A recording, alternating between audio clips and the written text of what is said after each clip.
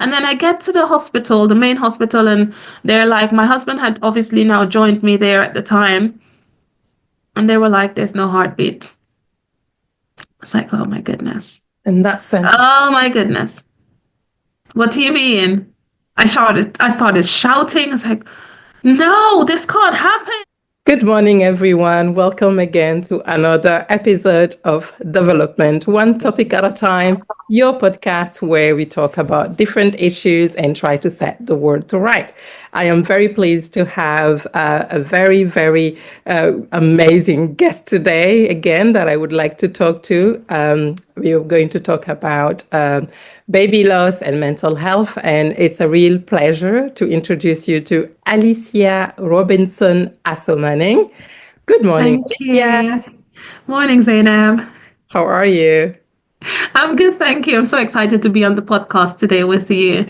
I don't feel so well, but never mind. I was not going to miss this opportunity. Oh, thank you so much for coming. I don't even know how to thank you. Thank you. Oh, it's You are okay. not well, It's okay. but you went out of your way to be here with me because this is a topic that means so much to both of us. Thank you so much. I really value your time. Thank you. Not a problem at all. Happy to be here with you. Happy too to see you this morning.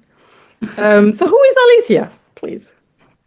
So, Alicia is a wife of 10 years, a daughter of, I maybe should have started with that one. I don't think my dad would be too proud of me in this moment. So, a daughter of 40-something years, Yes. a wife of 10 years, a mother of 3 lovely, lovely, lovely, absolutely energetic babies, but they're the sweetest. I wouldn't change my kids for the world. They are almost 2, 4, and 6, and I'm also a mother of 3 babies lost in pregnancy. And for me, that sums up who I am as a person.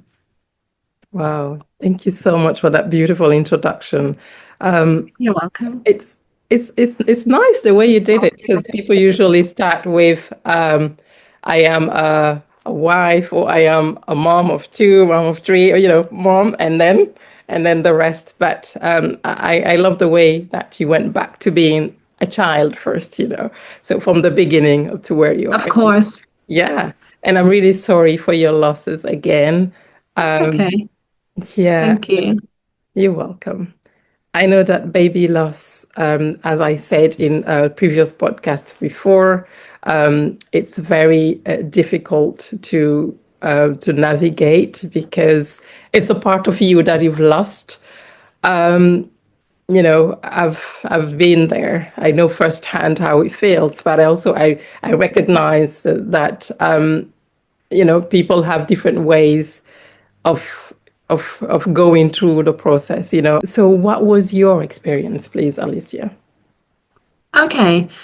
So I'll just retract a little on why I highlighted the importance of me saying I'm a daughter.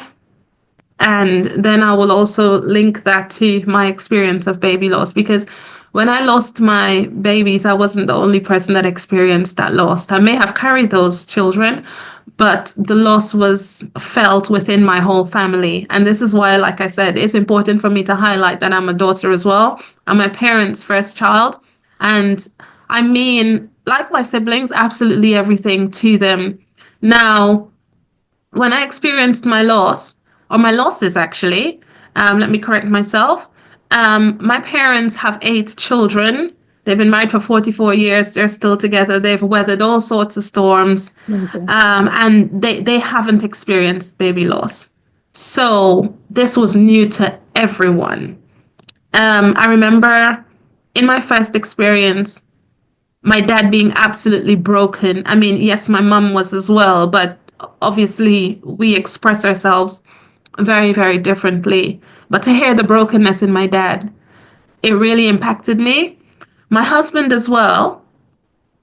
He's the last born of 7. So again, a significant place in the family, a family that has 7 children, from what I know, who haven't necessarily been impacted by baby loss. So again, this was new for them. So this too, I'm very close to my in-laws. I have a very good relationship with my mother-in-law, my sisters-in-law, my brothers-in-law. My father-in-law died before my husband and I met and married. And so the loss was also felt by my husband's family. For my husband and I, our first loss was absolutely devastating, as you would imagine. We are Christians, and like yourself, we have a faith that's important to us. And so it was prophesied to us. My husband actually traveled that year to come and join me permanently in England. And when he traveled, it was prophesied to us, you're going to have a baby boy. And so we were like, oh my goodness. Now, the prophecy was so specific that the prophet who told him said, you're going to have a baby boy in December 2018. And so when it was February and my husband hadn't joined me, we were like, what's going on here? But my husband joined me in March and we got pregnant and things were seemingly okay, except I was bleeding. And to be very honest, it was very unusual for my body to behave that way because this was our first pregnancy. I'd never been pregnant before. And so I didn't know what to expect. Now, obviously, I was assigned a midwife and the health professionals because of my maternal age at the time. I was in my late 30s. They gave me, I guess, the best care they knew how to, but it just wasn't sufficient. It wasn't sufficient. I believe a lot more could have been done to help me, and I'll indicate and highlight one or two reasons why. And so I was bleeding in the pregnancy, and then all of a sudden at about month 4.5, month 4, the pregnancy stopped because closer to 5 months, we realized baby had passed. So at month 4, bleeding completely stopped. And I remember saying to my husband and also having a follow-up conversation with my mom that I feel like I'm finally beginning to enjoy my pregnancy because I've stopped bleeding. Baby felt like baby was moving. My little boy felt like there were movements. And I remember one particular day, I had to go I felt so, do you know like that women's sort of intuition that we have where you just know something isn't right, but you don't know what it is. Yeah. And I said to my husband, it seems like my tummy is getting smaller, even though I'm aging in pregnancy. So the two just didn't parallel. It just really didn't make sense. Anyway, I kind of dismissed the thought. I'm okay anyway. I feel okay. Not nauseous anymore. I'm not bleeding anymore. So I'm just going to relax and enjoy my pregnancy. But one particular day, I just thought, this just doesn't feel right. Let me go to the surgery. And I went and I saw a doctor who was also pregnant. And she felt my stomach and she said, Mom, the pain and the discomfort that you're feeling, I believe the fibroids that you have, because I had like about 9 fibroids. Okay. They were small. The largest was just maybe about 3 centimeters or so, but not very large. And I remember her saying, I believe the fibroids are degenerating. And I asked her to simplify what she meant. And she said they're basically just loosening themselves from the lining of the womb because of where they were positioned. Never been pregnant before. I don't have medical knowledge. I'm going to trust you because you do. Mm-hmm. And she said, that's what it is. Don't worry. Baby's fine. You're feeling movement. And not once did I think, why did she not use the monitor and check baby's heartbeat and so on. None of that was done. It was just feeling around the womb. Oh, yeah. Can you feel movements? Yeah, I can feel movements. Well, yeah, me too. I can feel movements. Baby's fine. You're fine. Just go. About a week later, this sicky feeling, as in like something is just not right. I thought, okay, this is not shifting. This feeling is just with me. Let me just go back. So I went to a different hospital at the time. Sorry, not hospital, surgery at the time. Now, I lived in a little town because I was going to university. I was doing my first master's at the time. And I thought, let me go to a different sort of surgery and get this looked into. And lo and behold, When the nurse on this occasion checked me, she said, "Well, Mom, I don't want to scare you, but I can't hear baby's heartbeat," because she then used to monitor. I told her of my first experience, and she said, "Don't worry, I'm going to thoroughly check you." She was very reassuring, sort of a middle-aged lady, but really, really reassuring, very comforting and empathetic words. It's almost as though she understood that I was scared, and she valued that. And she made me feel as such. And she said, "Look, are you driving?" She even, helped me to arrange getting a taxi and so on and so forth. She went out of her way to ensure that I got to the main hospital in the city I live in. And so I called my husband and I said, "Look, XYZ is the situation. The nurse can't hear baby's heartbeat, but she said sometimes this happens because baby's turned in an awkward position. Now I've passed the 12 week. I was well over 12 weeks.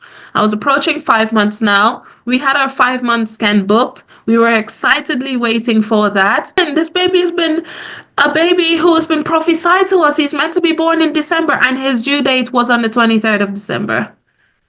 So this doesn't make sense. We asked God for this baby, and God gave us this baby, and God even told us it was going to be a little boy. It's like, what's happening? It doesn't make sense. And honestly, I just went into complete meltdown. And my life just completely changed, to be honest, because the whole thing just didn't make sense to me. My husband obviously was broken as well, because I think at the time he just wanted this little boy. It was his ideal. That's all we wanted to make our lives perfect. We had everything we wanted, we needed. All we wished for was this lovely little baby whom God decided to take back from us. And so that was our first experience. The giving birth to him was another experience, and that just sort of heightened my trauma. I'm not sure if you want me to touch on that. Yes, please go ahead. Yeah, and then we'll come back to your experience again and just dig a little bit deeper in terms of the. Okay. But please continue. Yeah. Certainly, thank you. Thank you. So my second experience, giving birth, I beg your pardon.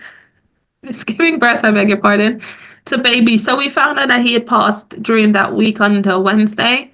And because he had been dead for so long, now I suspect that when I went to the first doctor, that's when my baby had passed. When we went to the hospital, they rushed us, obviously giving birth to him, because babies in the womb, their heads and their stomachs are normally of a good size, like it's much bigger than the rest of the body. His has started deflating, so he'd been dead for some time, and because he was so small, I could still feel the movements in the water. He had already passed, but again, he had space to move, and so yeah, that's why I was feeling movements, and that's why I didn't suspect that he had passed. But I suspected, like I said, he passed because I'd stopped bleeding. So I think that that's the time when he had died. Nobody confirmed that. Those are just my suspicions. Those are my motherly instincts, I guess. Now, on the Wednesday, we found out he passed, and then we were booked in almost immediately for the Sunday. We went in on the Sunday to give birth to him, and when we went in, we were on the ward, the maternity ward. Big mistake.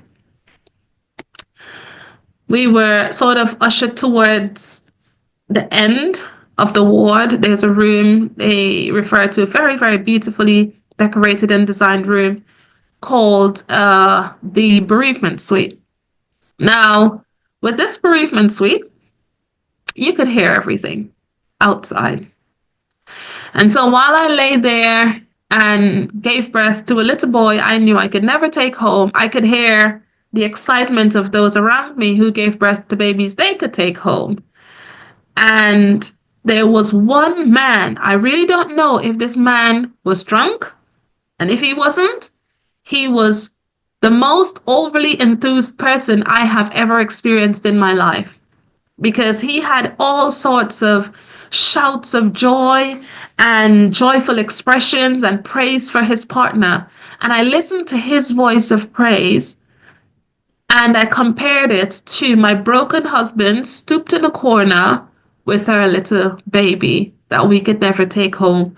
Now, I didn't look at our baby. I still don't know what he looks like. I will look at him one day, look at his picture, but I don't know what he looks like. And I chose that to make that decision because in that moment it was right for me. And whilst I have had some thoughts of regrets, it's not a regret. I've just had thoughts of regretting that. Sometimes I question myself, Alicia, did you make the right decision? In that moment, I did because I was worried about bonding with him and not being able to let go. And I didn't know how, if I bonded with him, how I would handle it because I felt already between the Wednesday and the Sunday, not only did my husband lose his son, he also lost his wife. Because I completely became a very different person. I felt very ashamed of myself. I felt like I'd let down my husband. I felt like I'd let down my parents who just wanted a grandchild from their first child.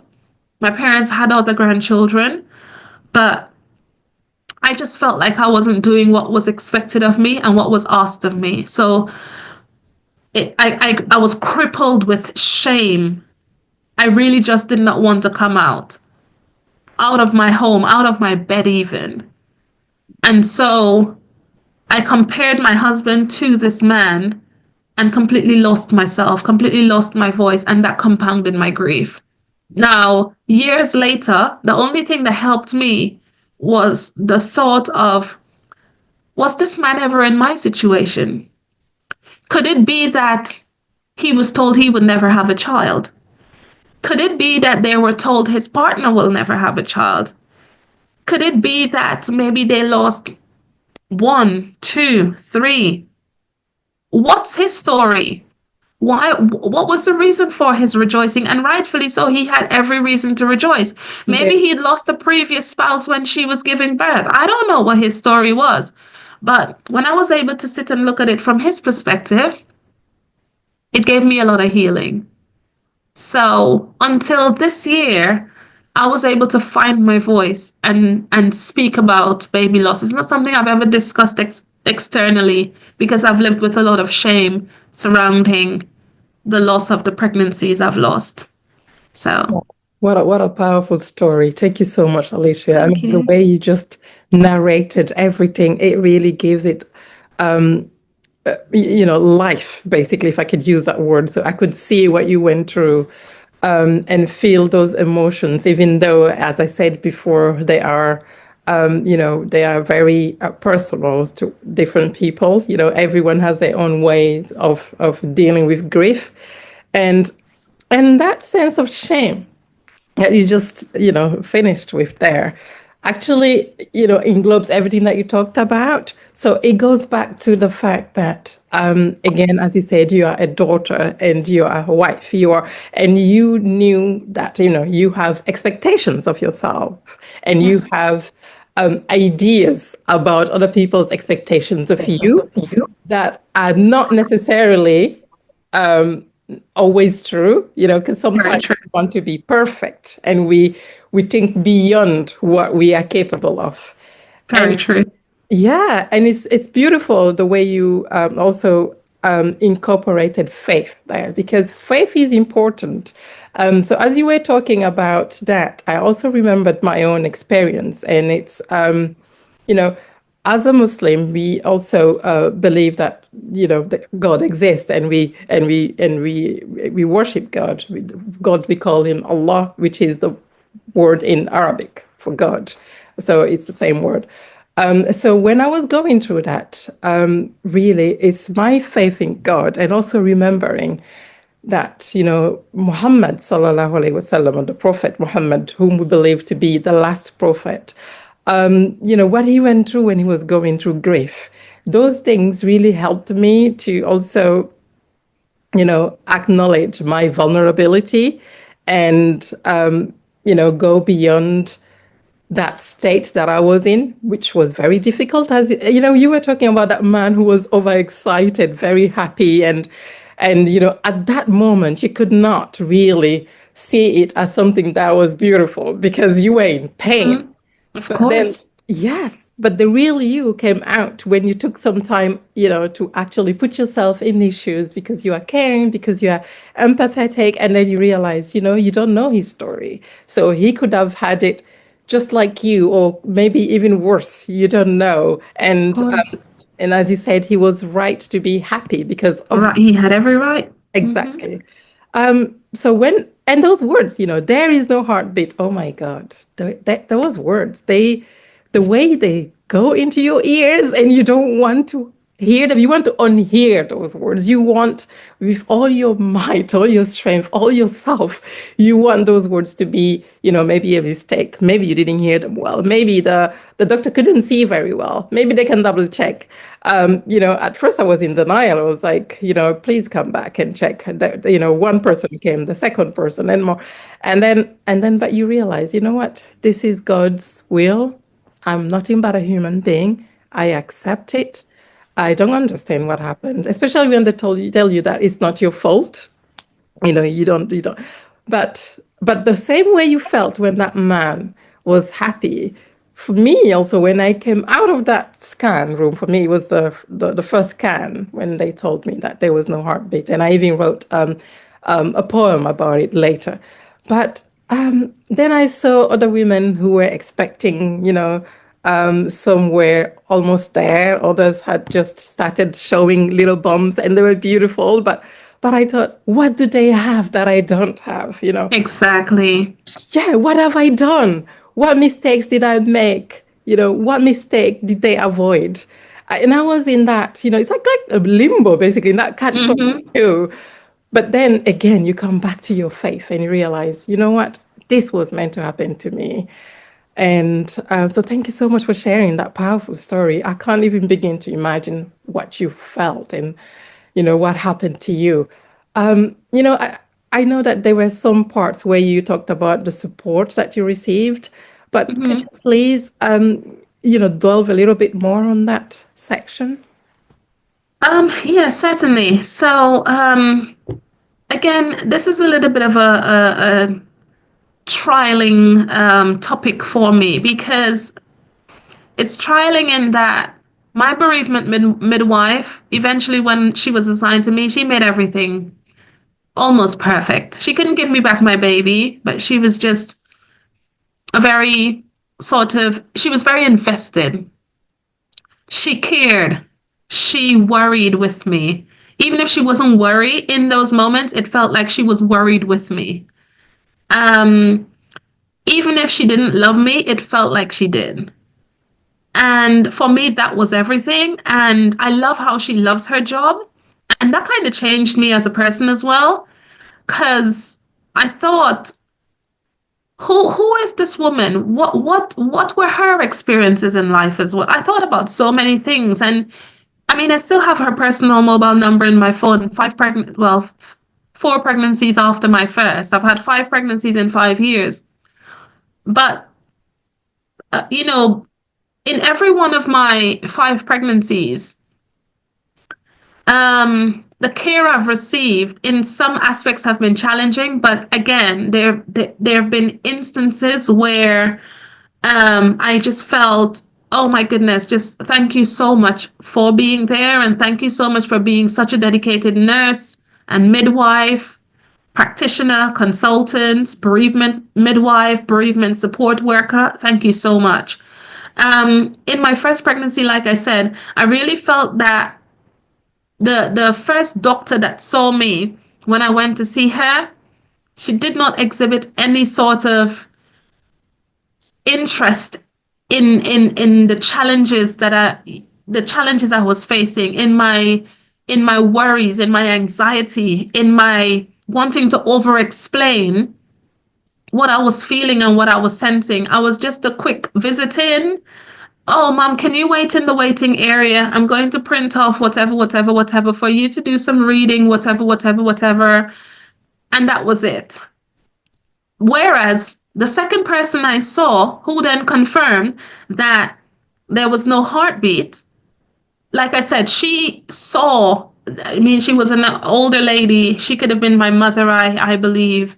But putting all those, bits and pieces aside in terms of additional information, she was so concerned that she ensured that the taxi came to pick me up from the surgery I was at. And at the time, when she said that there was no heartbeat, I was scared, but at the time, because I had some amount of reassurance, that baby was okay because I could still feel movements. I remember drinking cold water, a cold drink, and I stood still, but there was no movement. But once I sort of moved around, there was some amount of movement. Even when I was sat down, immediately after I sat, it's only after I sat down I thought, well, could you not actually connect that baby was only moving because you were moving? I couldn't connect the dots. And again, I think the nurse who told me, the first person who told me she couldn't hear baby's heartbeat, I think she kind of sensed it because she was in her career for a long time. I think she kind of sensed it, but then obviously she wasn't sure, so she couldn't confirm it. So she told me go to the main hospital. I've had other instances, to be honest, where I'd much rather forget about it. I will talk about it. I will. I really don't mind. Mm-hmm. But they've been so bad, especially in my second loss. It's been so bad that it pains me every time I think about it.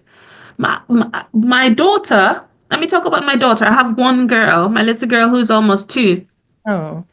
My daughter, in her pregnancy, my notes clearly state I'm a high risk carrier. Maternal age, I was over 40. I've had obstetric cholestasis in pretty much all of my pregnancies, which I know I'll talk to you about a little bit more. Yeah. And so in my daughter's pregnancy with obstetric cholestasis, or intrahepatic cholestasis of the liver, as that's the correct medical term, I wasn't seen for 16 weeks in my pregnancy. So from week 16 to week 32, I had, every time I tried to contact my midwife to request an appointment, it was like, well, mom, this is your 5th pregnancy, and we don't see women very often in, that number of pregnancies that obviously you have had. What about the fact that I lost twins before I got my daughter? I was still recovering mentally. These are all things that were stated in my notes. And then I remember getting up at week 32 and making a complaint. I called the surgery and I'm like, guys, look, I've been paying to go private to see.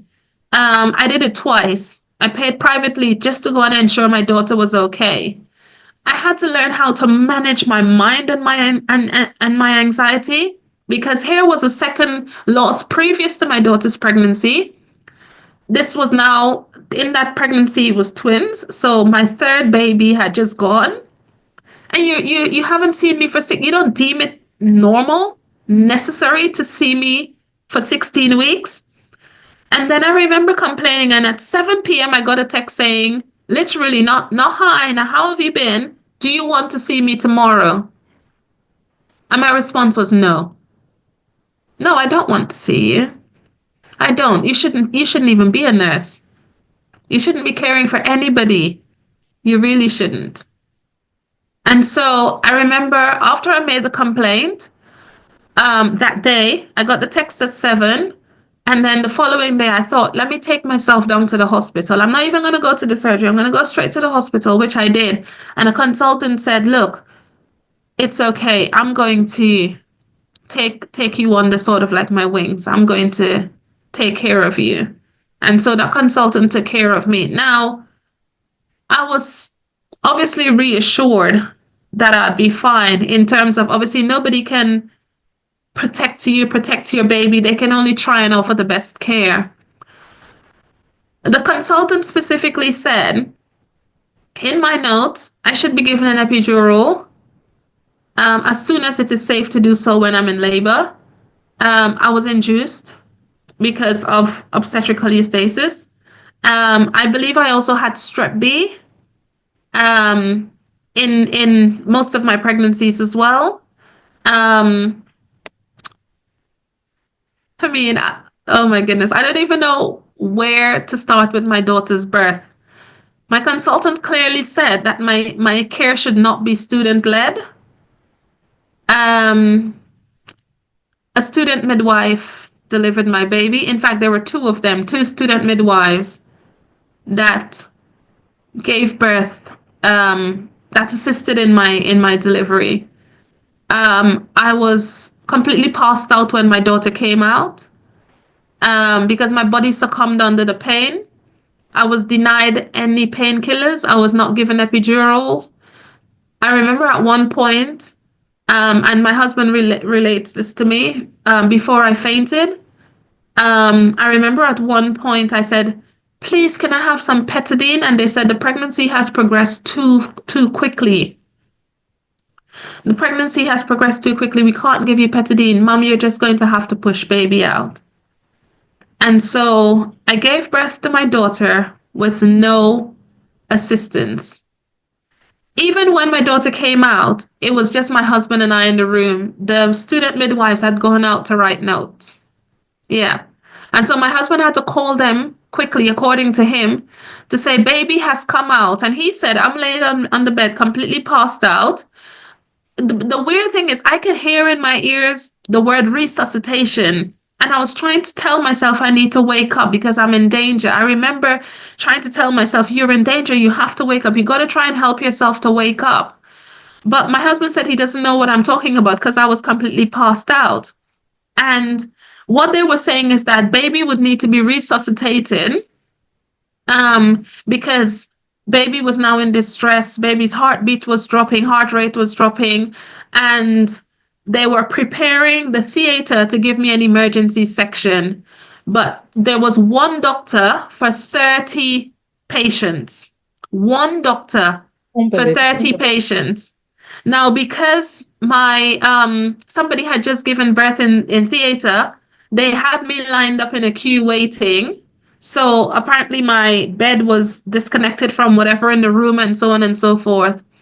And the team had gone to clean the theater while I was waiting. All this while I'm passed out. I have no clue what's going on. And then my husband said, it's almost as though somebody told me to open my legs, because he said, while I'm completely passed out on the bed, I just opened my legs and baby just came out. And he had to shout and say to them, look, baby is here. Baby is here. They then now come in and said, oh, you've done a good job, mom. You've done a good, and my husband's captured this on the video. And I'm just there. They've put baby in my arms. And I'm just saying, sweet girl, you can see I'm absolutely out of this world because I had some gas and air, apparently. I don't know if that helped to knock me. I mean, I don't know. I have literally no recollection of most of moving from the what's that ward that you call where you sort of like go in before you go in for induction, but the maternity ward. Yeah. So you go in for induction, and then they induce you, and then they take you to the labor ward when you're dilated enough to give birth. And so my labor progressed so quickly, apparently, that firstly, I could not be given painkillers. Secondly, my body just pretty much collapsed under the pain. My husband was left alone in the room with me when my daughter came out. The whole thing was just diabolical. Anyway, thankfully, baby and I made it out safely. But again, it's that thing of Black women are strong. You don't need painkillers. Meanwhile, my notes clearly state, I should be given an epidural as safe as early as possible and as safe, at the safe stage that I'm allowed to, so that obviously I'm not in any kind of danger, or it puts baby in any kind of danger. Because obviously when the labor has progressed too quickly, you can't then give an epidural. There's a specific time frame. So yeah.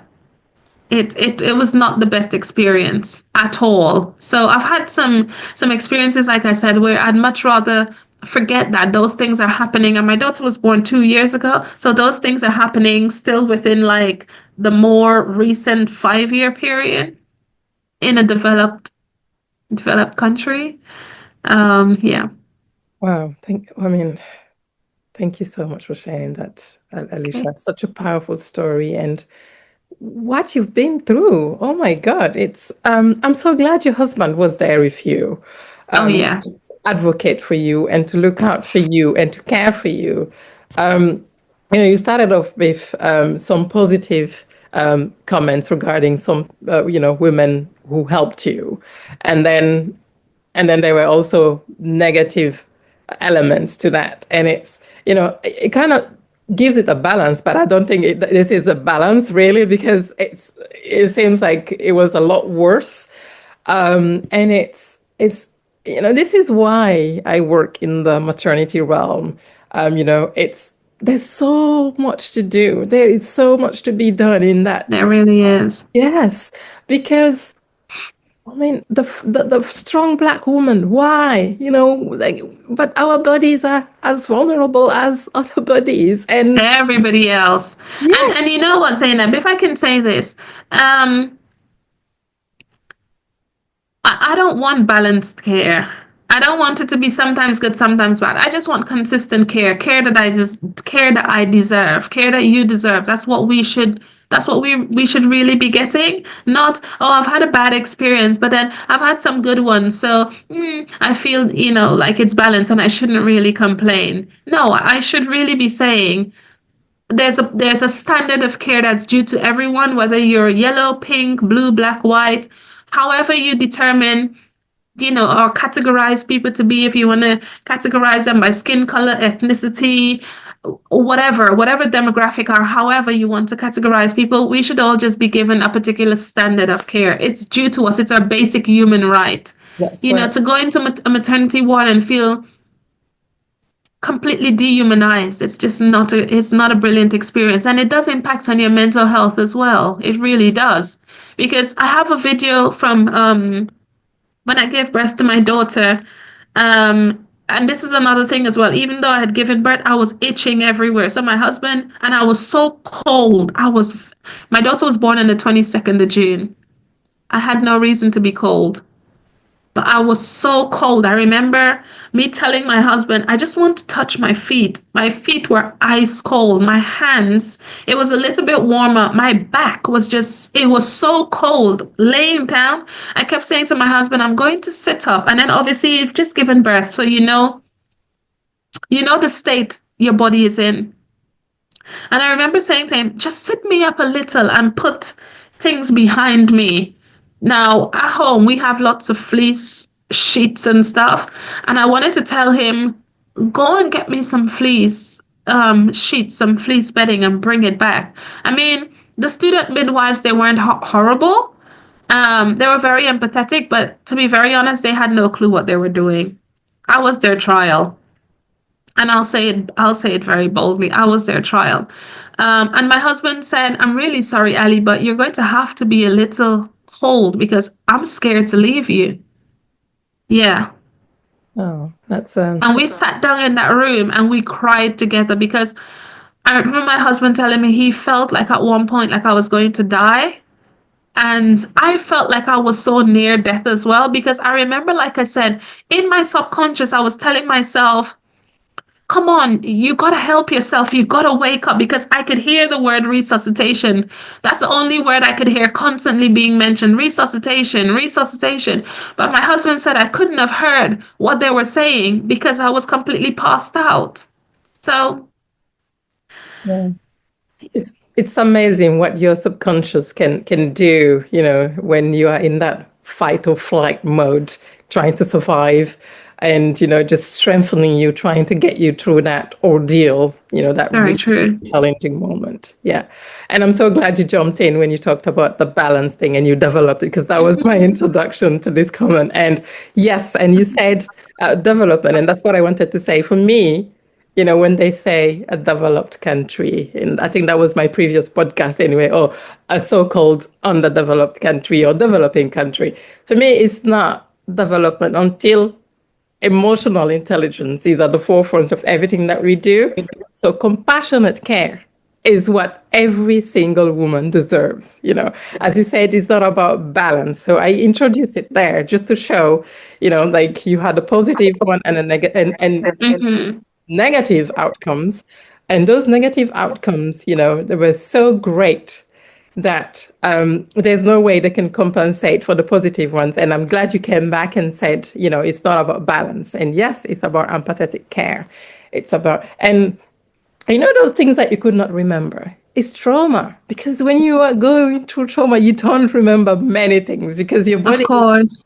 is busy helping you survive. So all the things that would overburden you just shut down completely. Yes, certainly. And so let's talk about that then, the impact on your mental health. I mean, yes, how did that go, please? Oh my goodness. I'm going to give you the shorter version. If I give you the long version, we definitely wouldn't have enough time. I'm sure. So I'll go through all 5 pregnancies very, very quickly in terms of mental health. The challenge with my mental health didn't only come with the loss of the pregnancies, it also came with the medical challenges that I had. Now, in pregnancy, I had a condition called 𝗸𝗃𝗓𝗘𝗓𝗗𝗚 cholestasis of the liver, or obstetric cholestasis, which I know you and I have both experienced. Indeed, yeah. Experienced that in pregnancy. And so I know, and I'm kind of thankful that you understand. When I speak about this, I'm not exaggerating.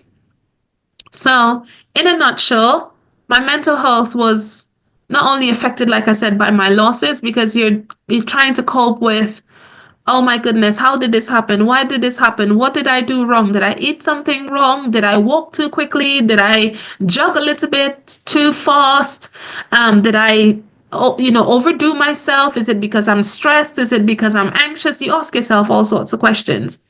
But then with 𝗸𝗃𝗓𝗘𝗓𝗘 cholestasis of the liver, having experienced that, I lost my hair, I lost my confidence, I felt very ugly, my skin texture changed, my hands still have quite a bit of roughness from it, my feet, you know that you can't explain the itching. Yeah, the itching is an experience. It's not an explanation.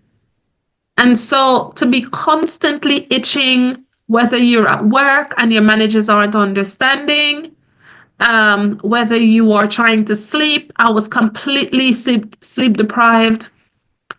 Whether you're going for a walk, you're just always itching. You just do not get a break from this itching. And for some people, 𝗸𝗃𝗓𝗘𝗓𝗘𝗟𝗏 cholestasis of the liver starts much earlier on in their pregnancy than for others.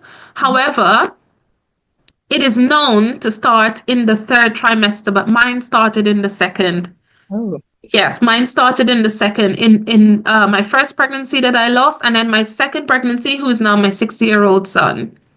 And so for pretty much 1/3 of the pregnancy, I just couldn't do my hair. I was just a person that was unattractive because it impacted on my attitude. It impacted on my outlook in life. I wasn't a wife anymore. I didn't think I was pretty in any capacity.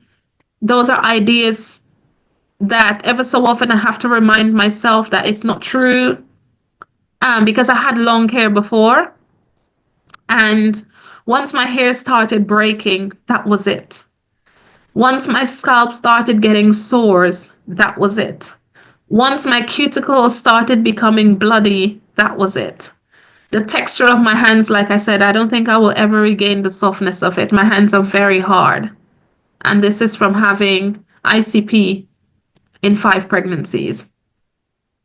And so, yeah, it took a lot. It took a lot from me.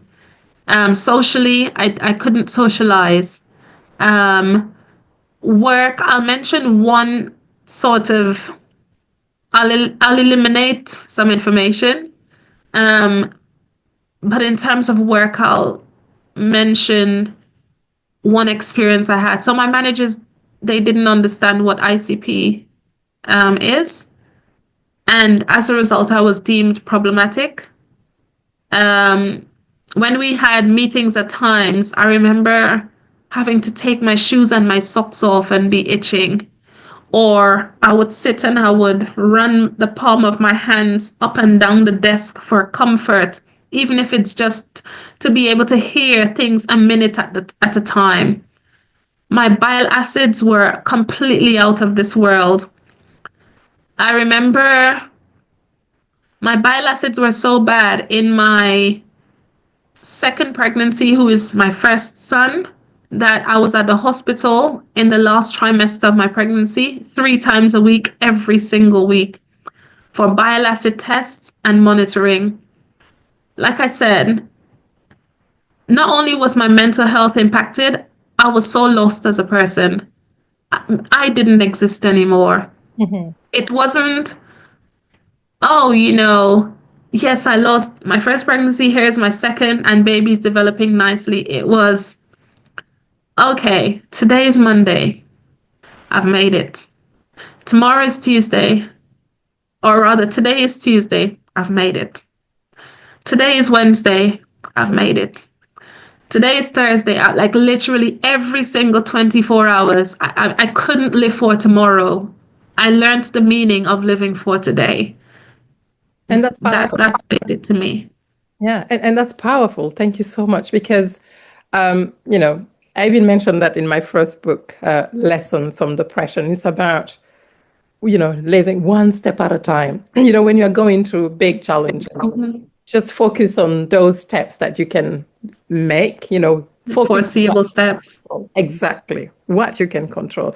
And it's amazing how you use that, beautiful mindset in the midst of all that emotional and mental, health challenges.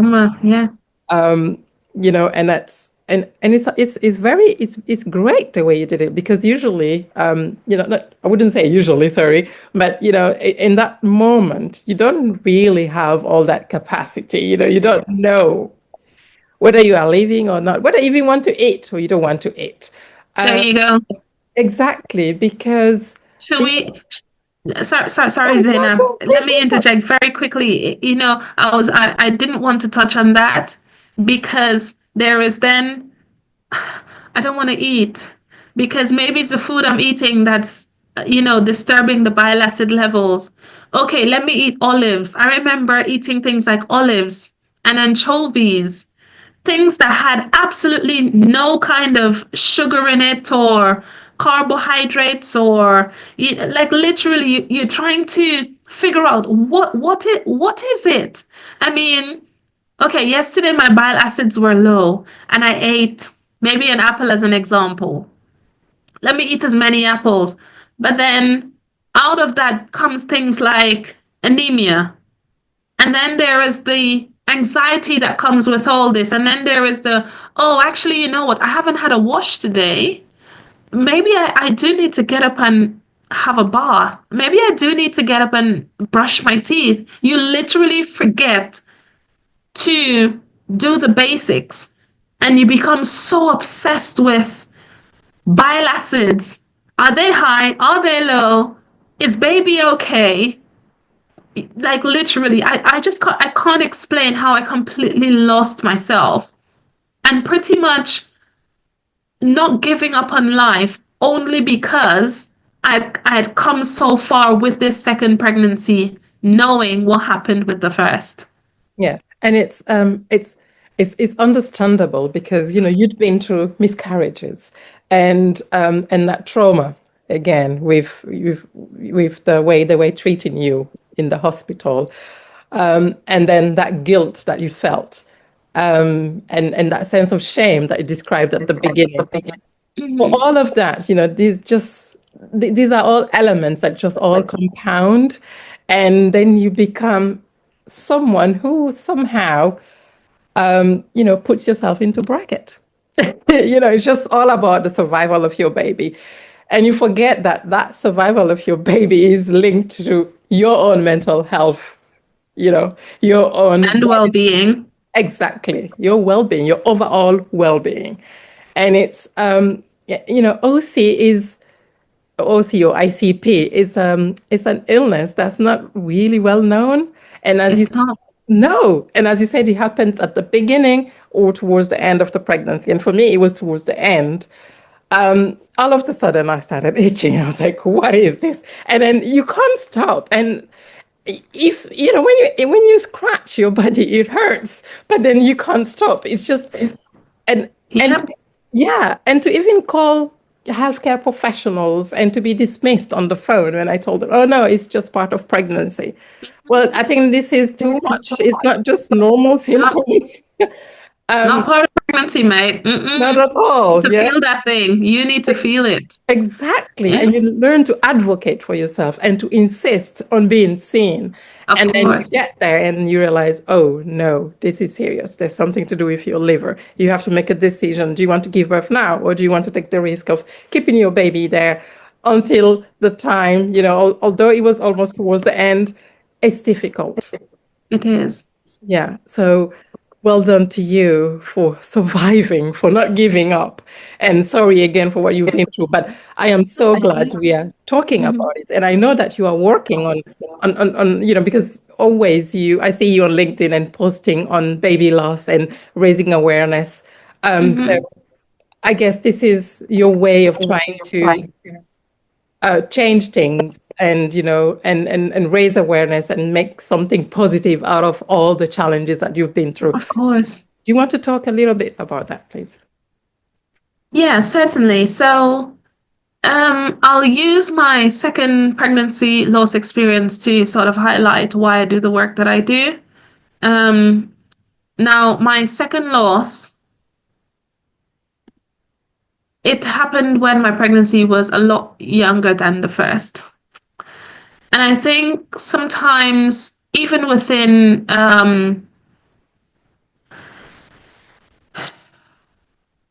sometimes even within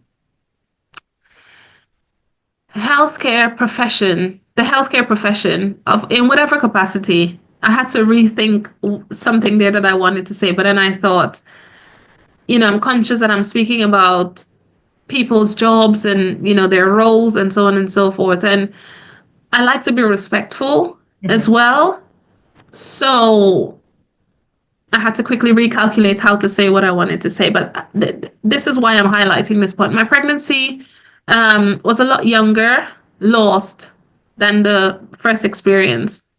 So I remember my husband and I going to the hospital. This is now our fourth pregnancy, and we're like, okay, this could possibly be the last one because we wanted 3 children. We had 2 beautiful sons, still have 2 beautiful sons, thank God. And this being the 4th pregnancy, we thought, okay, this is it. And I said to my husband, can I tell you something? And he said, yeah, go ahead. What do you want to tell me, that we're having twins? And I said, yeah, you know what, to be very honest, Zainab, that's exactly what I wanted to tell him. Wow. So it's almost as though he took the words out of my mind. And I said, yeah, I think we're having twins. Lo and behold, when we went into the hospital and we had the scan, there were 2 sacs. Wow. These 2 little beautiful things fluttering away. And we did a few scans after that. Babies were seemingly fine. And then I remember that my husband and I went for another scan together, and there was just 1. And I was like, I'm really sorry, but what's happening here? And I remember the nurse at the time, she was saying, she swung the screen around, and this is the part I had to quickly recalculate to make what I'm saying respectful. She swung the screen around and she said, Mom, look at the screen. And I said, yes. She said, how many babies do you see? I said, 1. And she said, that's what we're going to talk about, a singleton pregnancy. Oh my God. Yeah. A singleton pregnancy. That's what we're going to talk about. Like, what happened to the other baby? There was no explanation. I remember being so broken. She was so dismissive of the fact that our previous scan had shown 2 babies, and now there was 1. And I wanted an explanation. I wanted answers as to why there was 1. And she was very dismissive. Sorry, was that written on your records that you were having twins? Yes. You went to the first, and then she did not look at your records and did not manage that properly? There was no looking at the records because they printed off. Now, this was going to the EPAU, the Early Pregnancy Assessment Unit, because again, the pregnancy had started roughly. I was bleeding and so on and so forth. And so this was all at the EPAU that this happened. And yeah, she just swung the screen around and she was very, very dismissive. And she said, we're just going to discuss a singleton pregnancy because that's what's on the screen. It's like, okay.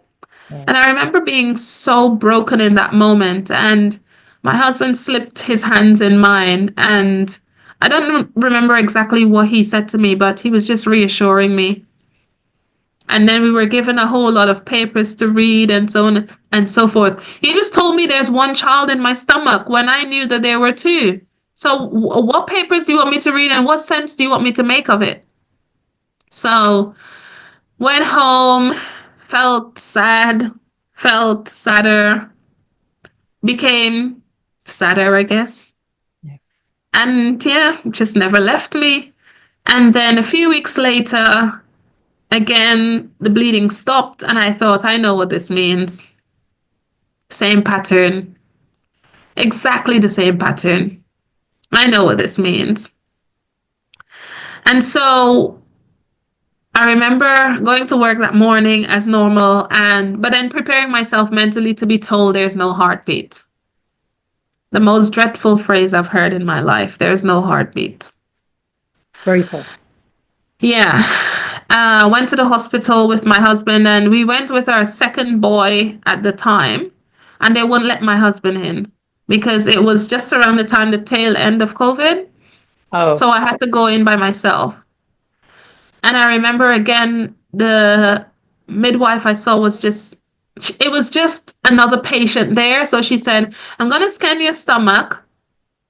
She scanned my stomach and she said, Mom, I'm really sorry, but I'm going to have to do an internal scan. And I remember asking her, why are you doing an internal scan? She says, well, I can't really make any sort of concise conclusions at the moment.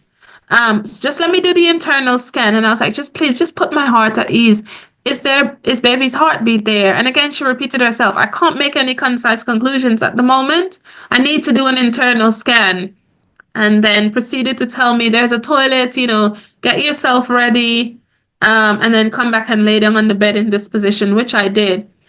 And just delivered the news in literally a few seconds. Mom, I'm sorry to confirm there's no heartbeat. Would you kindly get up and go to the toilet? And literally all in the same breath. And I remember saying to her, you just told me that my baby's died. And then you've told me in the same breath, like literally exactly the same sentence, that I should get up and go to the toilet, clean myself up and go to the waiting room. Somebody will come there and see me. And I sat there and I remember calling my husband and telling him, oh, baby's gone. But the signal was quite bad, so he couldn't hear me properly. And he says, no, I'm not gone, I'm here. And I said, no, not you. Baby is gone. And I remember him being so broken in the halls of the hospital corridors. And again, that sense of, oh gosh, why can't I just do something right? Like I've failed so much in my life. I mean, my parents sent me to study. I dropped out of university 3 times. I lived on the streets for 4 years. I mean, there was just so many thoughts, and it's almost as though a book of remembrance of my failures was opened up in front of me, and just felt so bad for myself. I mean, why can't I just carry a baby safely? I mean, I completely forgot that I have 2 beautiful sons, but you don't think about, I guess, your achievements in that moment. You think about how badly you failed and let people down. And to be very honest, it's something I still live with on a day-to-day basis. Like any kind of struggles I come up against in life, it's like, did I make some stupid decision? Did I not do something right along the way? I mean, I think I work pretty hard. I think I'm a reasonably enough person. I'm not sort of complacent with my lifestyle. I don't understand I don't know if you understand what I mean. I do. You kind of, yeah. you kind of want to find ways to reassure yourself, Yeah. but many times I fail to. And so, like I said, it's only this year in 2025 where I've sat down and I'm like, no, actually, you know what? I'm really not going to allow this to overwhelm me. Because the truth of the matter is when I sit down and I look back over my life, I've achieved so many things. I'm happily married. I've got a lovely spouse who is invested in me. I've got three gorgeous children. My children are very well behaved. I mean, they're children, so ever so often they will get cheeky. Children. Yeah. Yeah, I've dropped out of university 3 times, but I also have 3 degrees. You know, I think it's not that these things are important as such, but remembering that you have to place value on yourself. And sometimes in order to do that, you have to look back on boxes you've ticked and things you've achieved. Like people have a bucket list. I don't have a bucket list. I just live by value and vision. How much value am I bringing to the lives of the people I can impact? And my vision. Um, and so yeah, it's what drives my advocacy. It's what drives my wanting to make a difference within sorry, I'm perfectly okay. This is all just part of me not being well. No, it's fine. Um, Making perfect sense, and I'm really kind of good. listening actively here. Yeah. Perfect. It's all of these things and these experiences and these lies in my head. And I'm saying that and I'm being so graphic about it because I know there are other women and men as well, like myself, like you, like like our husbands, who are living with the lie that I'm not enough. And because I've lost a baby, I've done something wrong. Or I should feel demeaned. I shouldn't feel valued. These things are all lies we tell ourselves. And so I got up earlier this year and I'm like, I'm not going to let these lies overwhelm me. I'm going to do something about it. I'm going to let any woman, any man, um, who has experienced baby loss in the past, is experiencing baby loss now, or will experience baby loss and may come across our video at some point in the future, that you are enough. You haven't done anything wrong. Give yourself grace. Be good to yourself. Baby loss sometimes is inevitable. And even the best doctor, even if your spouse is that doctor, sometimes they can't do anything about it. And so don't believe the lies. Don't allow like I said, my mental health was impacted so much so that there are times I didn't even want to shower. I didn't want to, have basic personal care. I really just didn't. I didn't feel like it. I know people who reach out to me on social media who tell me the same thing. And I say this to them, take time out, give yourself grace. Yeah. Really give yourself and be kind to yourself, because you know what? One lady puts it this way. She said, your voice is the voice you are going to hear the loudest and the most often. Use your voice wisely. I live with that daily. It's made that thing has made such a difference to my life. My voice is the voice I'm going to hear the most constant, and I'm going to hear it the most loudest. So I'm going to use it wisely. And that's my message for anyone who will experience or has experienced this monstrosity of baby loss. But there's quite a few things that I have planned within this arena. I'm working on a baby loss journal, like a diary to document your grief. Wonderful. I'm working on a book as well. Right. I am a public speaker. I do workshops for organizations and for the healthcare industry, the corporate industry, and also specifically their workshops that I can deliver to the healthcare industry as well. Corporate, because of my experience within the workplace of my managers thinking I'm problematic, and them not having knowledge of ICP, and also not being willing to educate themselves. So there's a lot that we can do individually, and I know you're doing as well, Zainab, and I'm doing, and there are a host of so many other men and women doing some really good work in this capacity. But yeah, that's just a little bit about my sort of advocacy work and the impact that I want to make. Wow, wonderful, Alicia. You are a powerhouse. You are a powerhouse.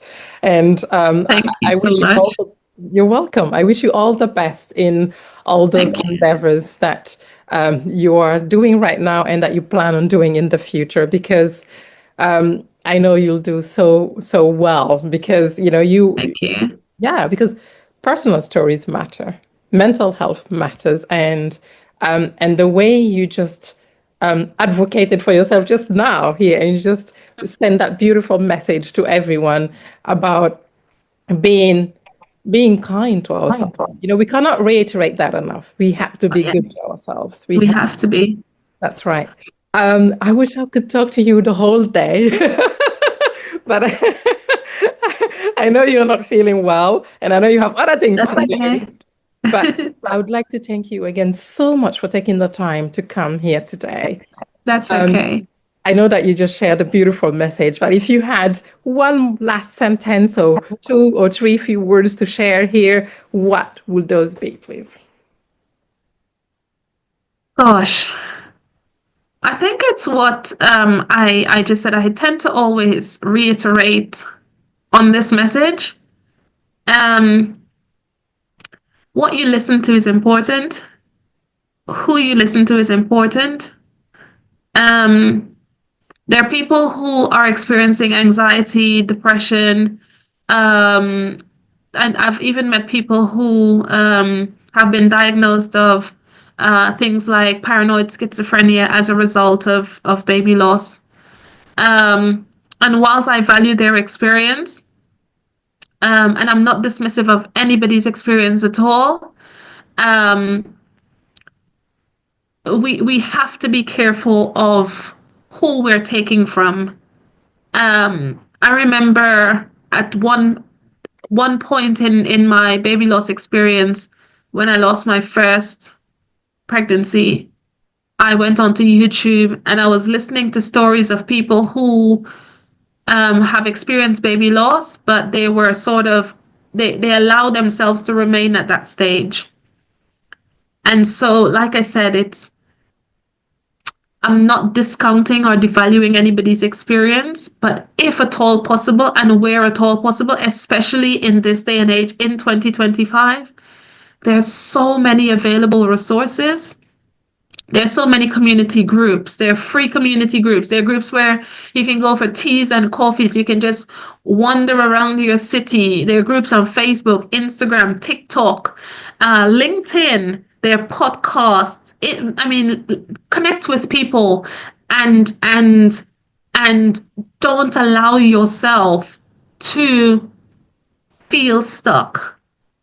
Embrace the place that you're at of, I've lost my baby, I've lost my pregnancy. Embrace it. I'm not telling you to get over it. I'm not telling you that I want you to devalue your experience, but please don't get stuck. You can rise from this if you allow yourself to. You can heal from this, especially if you have a family.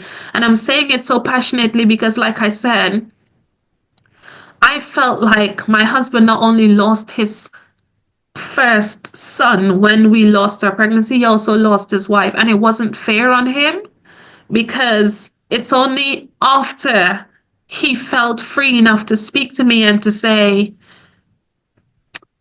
I would tuck you into bed and then I would go and cry for hours before I came back to sleep next to you.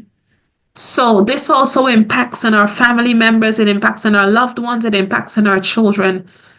Please do not allow yourself to be stuck. Please don't. Give yourself grace, give yourself pace, but don't get stuck. And lastly, like I said before, your voice is the voice you will hear the loudest and you will hear the most constant. be careful and be wise about how you use your voice. If you're telling yourself negative things, eventually what we speak is what we believe, is what we become. So that would be my message. A beautiful message. Two beautiful pieces of advice here that I'm sure our viewers will and listeners will take with them. Yeah, allow yourself to grieve. Give yourself the space to grieve and the time to grieve, but don't forget to allow yourself to also grieve, to move on. Move on with the realization that, yes, this has happened to you, that you choose or not to forget, but allow yourself to move forward. Thank you so much. Yeah. No problem at all. Lovely to have spent the time with you today, and thank you again for the invitation. You're welcome. Take care. You too. Bye. Dear viewers, thank you so much for listening. Don't forget to subscribe, like, and share the video. Thank you so much for listening to Development One Topic at a Time, your podcast. Bye.